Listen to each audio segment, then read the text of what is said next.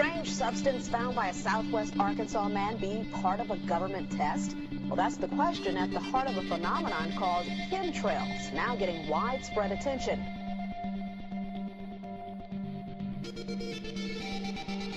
Well, they say the government is dumping chemicals on us to control or manipulate the weather.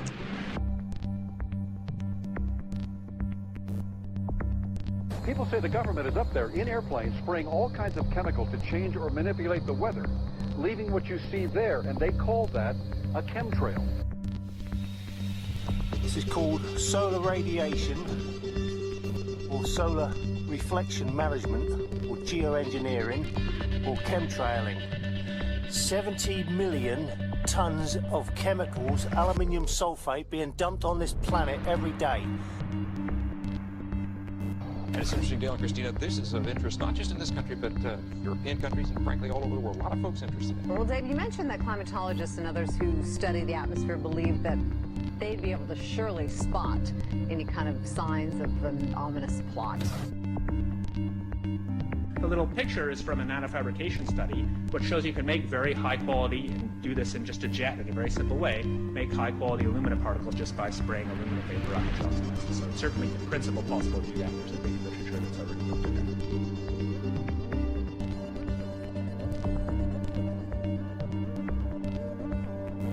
that. So seeing the first ingredient in that patent is aluminum. Aluminium sulfate, strontium, barium salts, boron, lithium, strontium, lead, mercury, arsenic, it's all up there. And these are just a few to mention.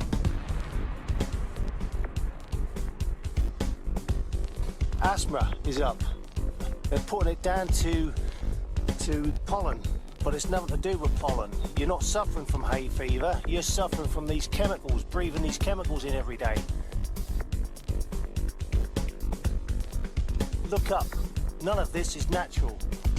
If you look up to the higher stratosphere, you will see that none of this is natural. These milky looking, creamy effect clouds are not natural.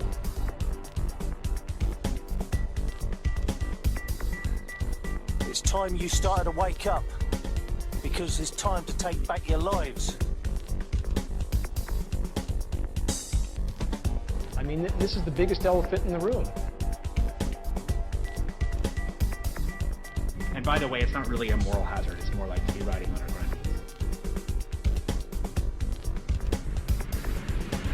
And it's becoming more obvious every day.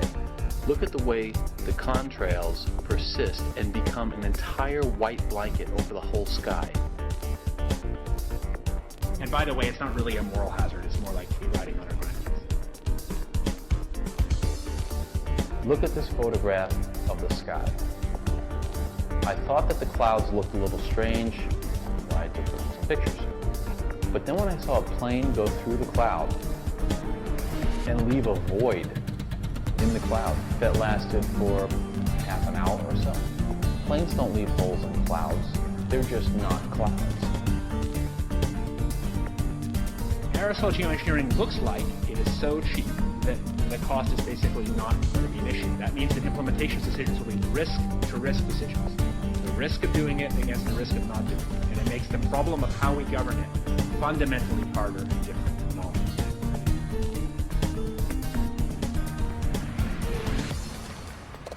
We're being controlled. Oh well, it's time to wake up, people. Time to wake up.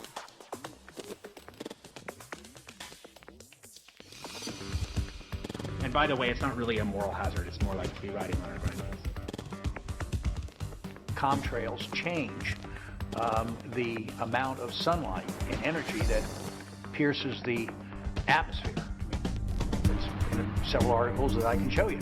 So the phenomena of changing how much sun gets and energy gets into our atmosphere that heats it up is printed every day. It's just printed in such a way as to not say this is a tool for climate change. It's saying it is in fact a phenomena that will in fact change the climate by reducing the amount of sun that gets into our atmosphere. Geoengineering is one of the things that are on the table, and it'll probably be on a large enough scale that it'll be pretty obvious to everybody. And by the way, it's not really a moral hazard. It's more like free riding on a ride.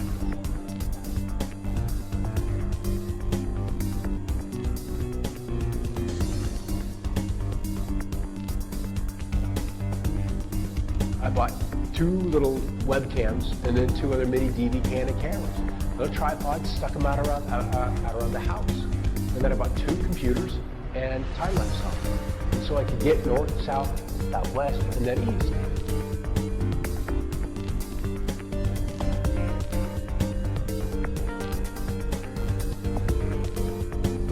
But what free-form aluminum oxide does to our environment is devastating.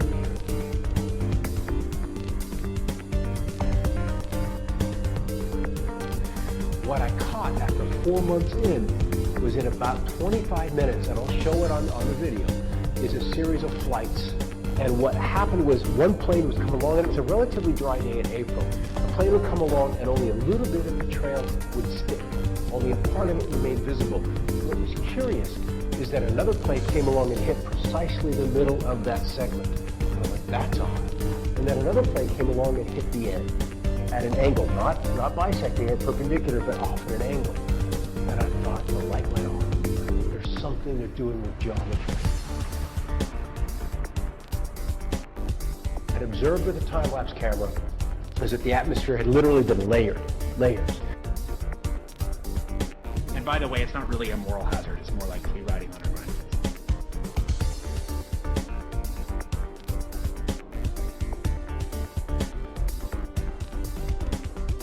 So when I look up there and I think of contrails, you're telling me are chemtrails? Yes, that a contrail would be dissipated by now.